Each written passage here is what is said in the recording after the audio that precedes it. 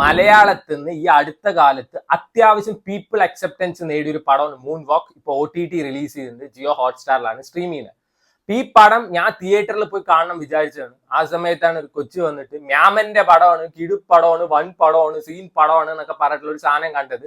കാണാനുള്ള സകല മൂഡ് അവിടെ പോയി. ഞാൻ വിചാരിച്ചു പിന്നെ OTT ഇറങ്ങട്ടെ. ഫൈനലി ഇറ്റ്സ് കൊച്ചു പടം, എന്നാൽ നല്ല വൈബുള്ള ഒരു പടം, അടിപൊളി പടമായിട്ട് പേഴ്സണലി എനിക്ക് തോന്നിയത്.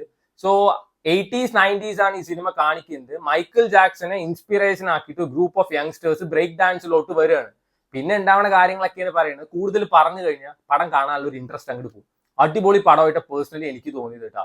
സോ ഈ സിനിമ തുടങ്ങുന്ന സമയത്ത് തന്നെ കുറച്ച് പാട്ടും അതേപോലെ ടൈറ്റിൽ കാർഡൊക്കെ കുറച്ച് വെറൈറ്റി ആയിട്ടാണ് എഴുതി കാണിക്കുന്നത്. അതൊക്കെ നല്ല രസം ഉണ്ടായിരുന്നു. അപ്പൊ ആ സമയത്ത് തന്നെ നമുക്ക് ഈ സിനിമ കാണാനുള്ള ത്വര കൂടി എന്ന് വേണമെങ്കിൽ പറയാം.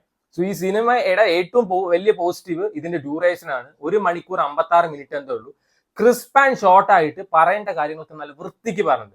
ഇമോഷണൽ സീൻസ് ഉണ്ട്, അത് പറഞ്ഞ ഊച്ചാളി ഇമോഷണൽ സീൻസ് അല്ല, നല്ല ഇമോഷണൽ കണക്ഷൻ കിട്ടുന്ന സീൻസ്. ഫ്രണ്ട്ഷിപ്പിന്റെ ഇമ്പോർട്ടൻസ് പറയുന്നുണ്ട്. അതേപോലെ തന്നെ ഇവർക്ക് ഡാൻസ് എത്ര ഇമ്പോർട്ടന്റ് ആണ് പറയുന്നുണ്ട്. അഭിനയിച്ച ഈച്ച് ആൻഡ് എവറി വൺ, എല്ലാവരുടെ പേരും എടുത്തു പറയണം. പക്ഷെ എനിക്ക് എല്ലാവരുടെ പേരും ഓർമ്മയില്ല, അതുകൊണ്ടാണ്. കിഡിലൻ തന്നെയായിരുന്നു. അതിൽ സുര പറഞ്ഞ ക്യാരക്ടർ ചെയ്ത പയ്യൻ വൻ കിടു. ടുവേർഡ്സ് ലാസ്റ്റ് ആളുടെ വക ഒരു എക്സ്പ്ലോഷൻ തന്നെ ഉണ്ട്, നല്ല രസമായിരുന്നു. ഇമോഷണൽ സീൻസ് വരെ ആ പയ്യൻ ചെയ്ത് നല്ല വൃത്തിക്കാണ്. സോ പറയുമ്പോൾ എല്ലാവരും യങ്സ്റ്റേഴ്സ് ആണ്, ഈ എക്സ്പീരിയൻസ്ഡ് ആയിട്ടുള്ള ആക്ടേഴ്സ് ഒന്നുമല്ല. എന്നാൽ അവരെക്കാളും നന്നായിട്ടാണ് അവർ പെർഫോം ചെയ്തിരിക്കുന്നത്. ഒന്ന് അങ്ങോട്ട് മാറിയിട്ട് വെച്ചാൽ ക്രിഞ്ച് ഫെസ്റ്റ് ആവേണ്ട പല സീൻസും അടിപൊളിയായിട്ട് തന്നെ അവർ പെർഫോം ചെയ്തിട്ടുണ്ട്. സൂപ്പർ തന്നെയായിരുന്നു കേട്ടോ.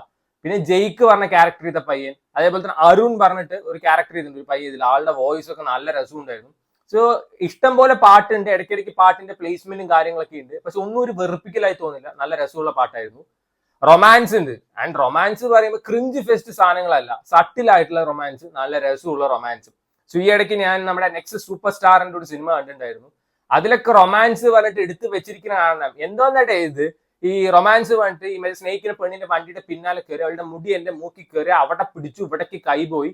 അങ്ങനെ വൃത്തികെട്ട സാധനമല്ല, സട്ടിലായിട്ട് നീറ്റായിട്ടുള്ള നല്ല ഫീലുള്ള റൊമാൻസ് സീൻസ് ആണ് ഈ സിനിമയിലുള്ളത്. സോ ടുവേർഡ്സ് എൻഡ് പോർഷൻസ് ഒക്കെ നല്ല രസമാണ്.